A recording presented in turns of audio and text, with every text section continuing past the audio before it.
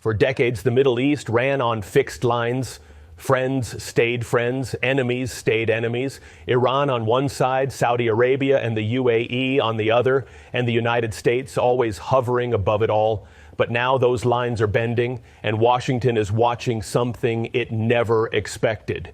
U.S. allies signaling they will not participate in military action against Iran as Donald Trump once again threatens Tehran.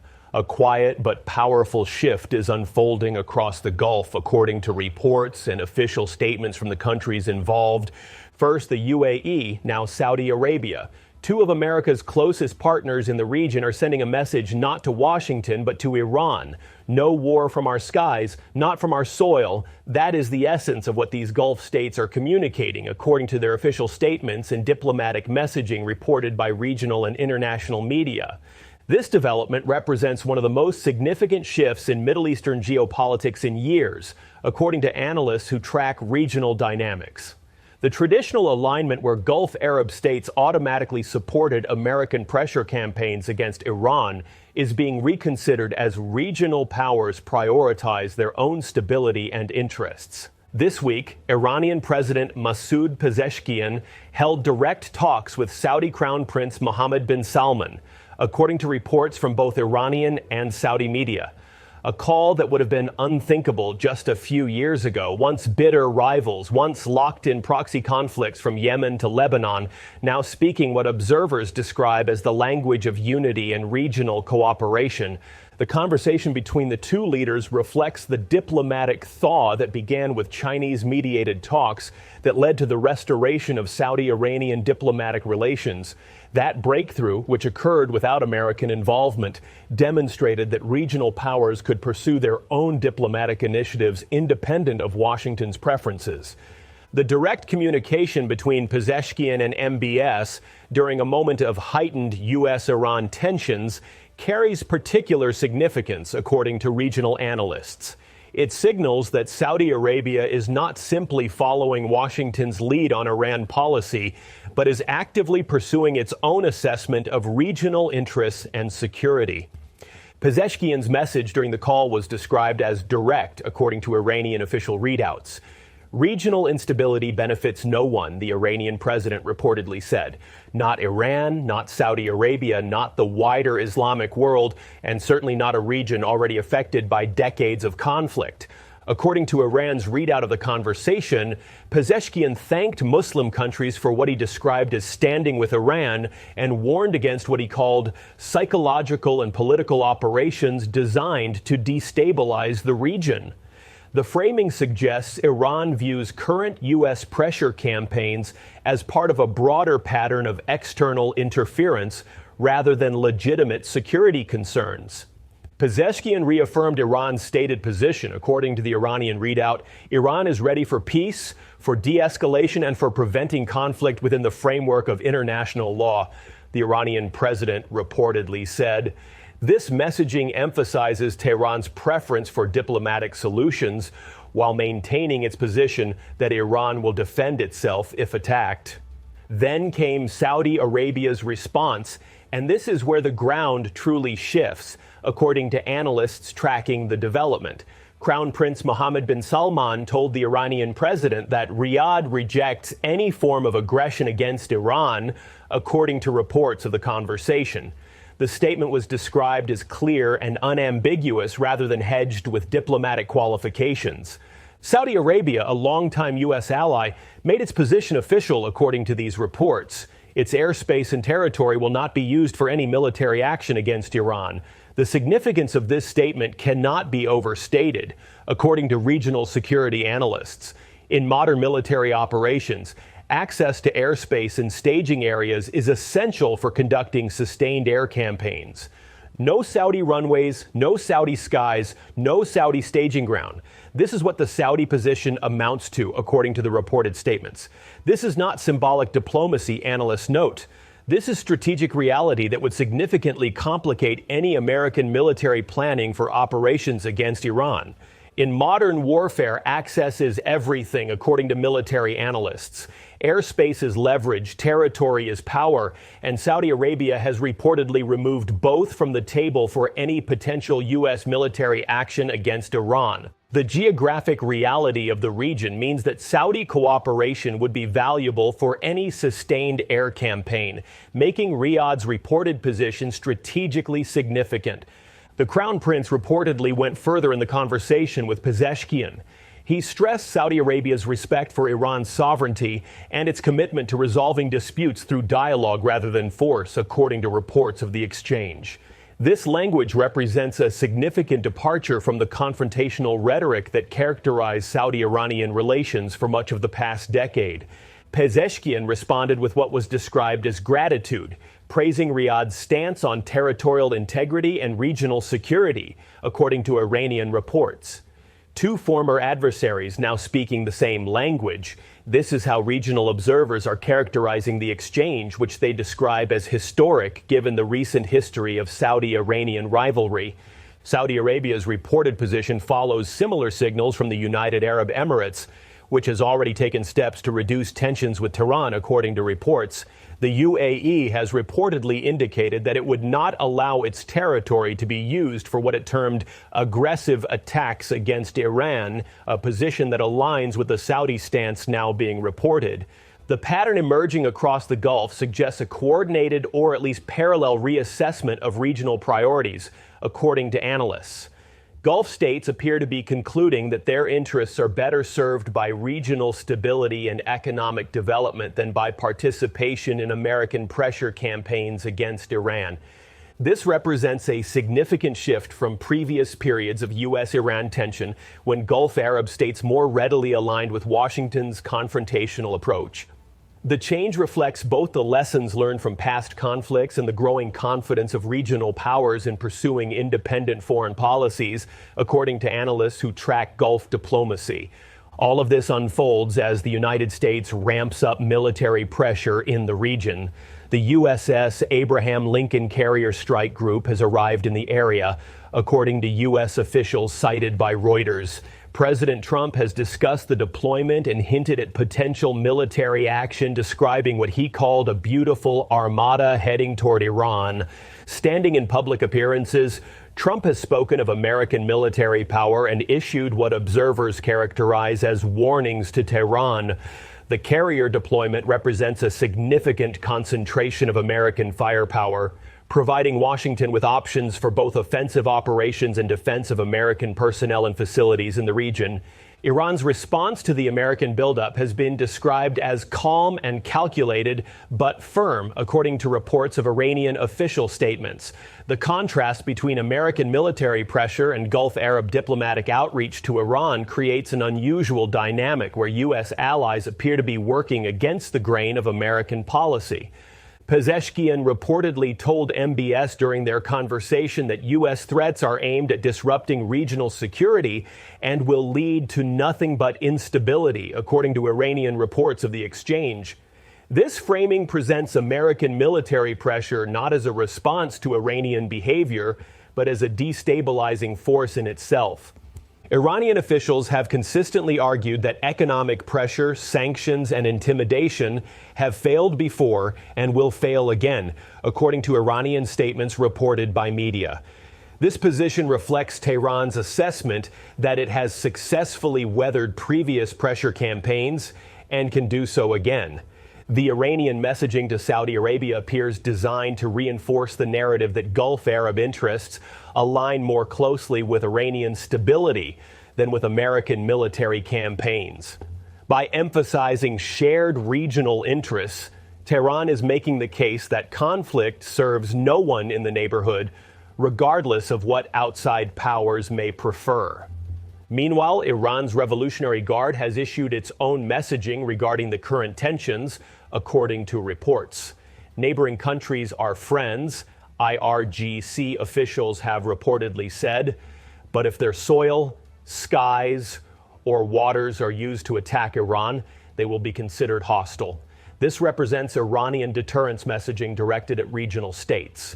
The IRGC statement creates a framework where Gulf Arab states face potential consequences if they facilitate American military operations, while maintaining the possibility of friendly relations if they maintain neutrality or opposition to such operations.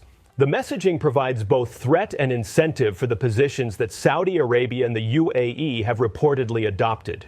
Regional analysts note that such warnings from Iran are consistent with Tehran's long-standing doctrine of threatening to expand any conflict beyond its immediate boundaries. By making clear that facilitating attacks would have consequences, Iran aims to raise the cost for any regional state considering cooperation with American military operations. What makes this moment significant is not just Saudi Arabia's reported stance. It is the pattern emerging across the Gulf, according to analysts. The UAE has already signaled its position. Now, Saudi Arabia, described by analysts as the anchor of U.S. influence in the Gulf, is reportedly rejecting escalation. These are not characterized as anti-American statements by the governments making them. They are framed as pro-stability decisions.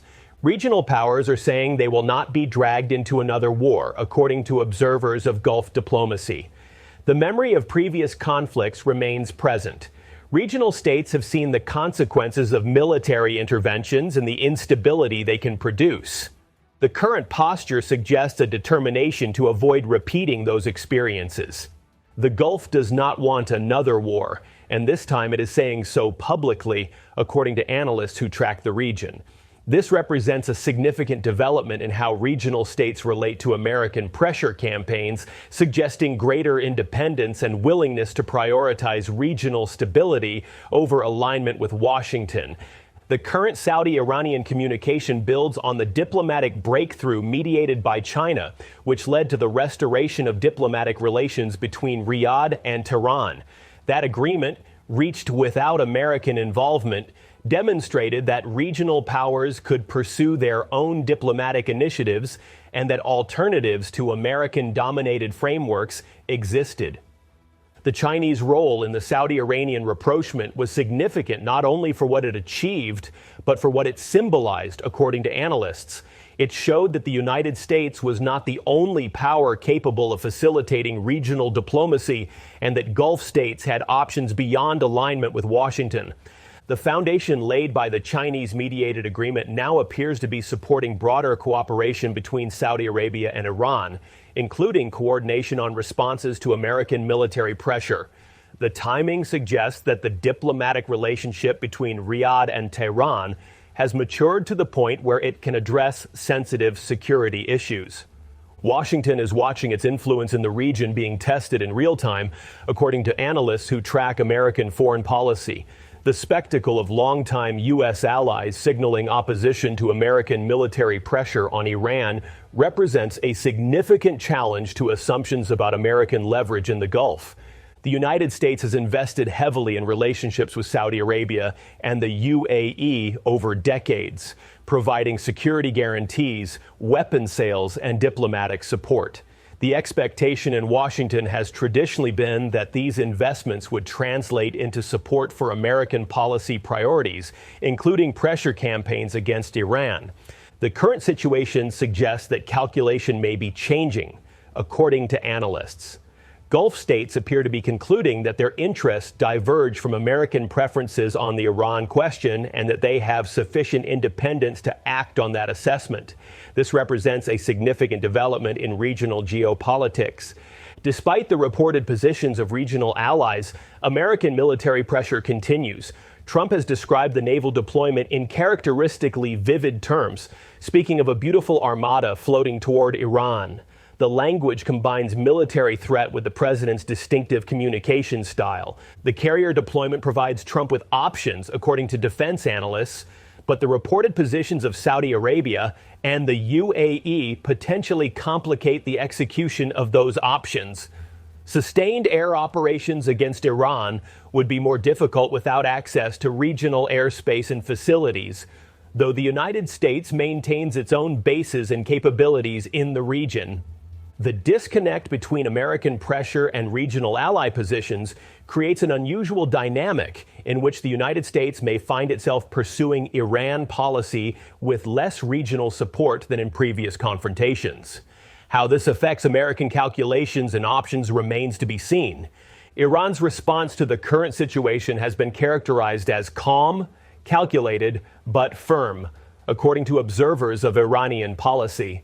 Tehran is pursuing diplomatic outreach to regional neighbors while maintaining its warnings about the consequences of any attack. This dual approach combines soft power and deterrence. Iranian officials have emphasized their preference for peace and de-escalation while making clear that Iran will defend itself if attacked. The messaging aims to present Iran as a reasonable actor seeking stability while preparing for conflict if necessary. Regional outreach to Saudi Arabia and other Gulf states supports this narrative by demonstrating Iranian diplomatic engagement. The Iranian approach appears designed to isolate the United States diplomatically while building regional relationships that could provide support or at least neutrality in any conflict. The reported success in securing Saudi and Emirati statements against participation in attacks represents a significant achievement for this strategy. Gulf states are framing their positions not as opposition to the United States, but as pro-stability decisions that reflect their own interests, according to reports of their diplomatic messaging. This framing allows them to maintain relationships with Washington while declining to participate in pressure campaigns they view as contrary to their interests. The distinction is important for Gulf states that depend on American security guarantees while also seeking to manage relationships with Iran. By emphasizing stability rather than taking sides, they aim to preserve flexibility and avoid being forced into choices they prefer not to make. Regional analysts note that this approach reflects growing Gulf Arab confidence and sophistication in foreign policy. These states are no longer content to simply follow American leadership on regional issues, but are actively calculating their own interests and acting accordingly. The memory of previous conflicts weighs heavily on regional calculations, according to analysts who track Gulf politics. Regional states have witnessed the consequences of military interventions and the instability they can produce. Yemen, Iraq, Syria, Libya. The region has no shortage of examples of how military action can produce lasting instability. This experience informs the current posture of Gulf states, according to observers. Having seen the costs of conflict, regional powers appear determined to avoid participation in another war that could produce similar consequences. The economic and security calculations favor stability over escalation. The determination not to be dragged into another war represents a significant shift from periods when Gulf states more readily supported American military campaigns. The change reflects both lessons learned and growing independence in foreign policy decision-making. The reported positions of Saudi Arabia and the UAE represent a diplomatic success for Iran, according to analysts. Tehran has worked to build relationships with Gulf neighbors and to present itself as a partner in regional stability rather than a threat. The current statements from Riyadh and Abu Dhabi suggest this effort is bearing fruit. Iran's diplomatic strategy has emphasized that regional stability serves everyone's interests and that external powers, particularly the United States, are the primary source of instability. The apparent acceptance of this framing by Gulf Arab states, at least in their current positioning, represents validation of the Iranian approach. The contrast with previous periods of U.S.-Iran tension is significant, according to regional analysts. In past confrontations, Gulf states generally aligned with American pressure on Iran. The current situation suggests a fundamental reassessment of interests and relationships that favors Iranian diplomatic objectives. A Middle East quietly rewriting its own rules. This is how observers are characterizing the current moment. U.S. allies are choosing regional balance over what critics describe as blind alignment with Washington.